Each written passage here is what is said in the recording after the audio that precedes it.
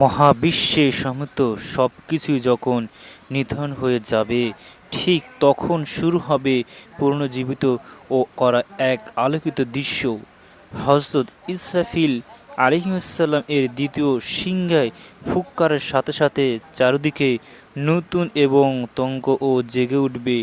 আকাশ থেকে অবিতরণ বর্ষী হবে এক বিশেষ বৃষ্টি, মাটি ও গভীরে হারিয়ে যাওয়া ও প্রতিটি ও মানুষের দেহে মূল অংশ, আজ বুহ, জানাব ও মেরুদণ্ড ও শেষ হাড় সেই পানির ছোঁয়ায় বীজের মতো অঙ্কুরিত হয়ে শুরু হবে। মুহূর্তের মধ্যে ধূলিকণা ও জমাটার বেঁধে পূর্ণতা ও মানব দেহের রূপ নিবে।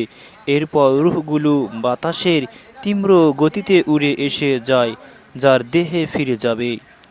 চোখের পলকে কোটি কোটি মানুষ মাটির নিচে জীবিত হয়ে উঠে দাঁড়াবে। অবাক বিশ্বস্থান, অবাক অবাক বিস্ময়ে সবাই তাকিয়ে দেখবে সেই মহান দৃশ্য, যেখানে প্রতিটি ও আত্মা তার সৃষ্টিকর্তার সামনে হিসাব দেওয়ার জন্য হাসরের ময়দান দিকে ধাবিত হবে।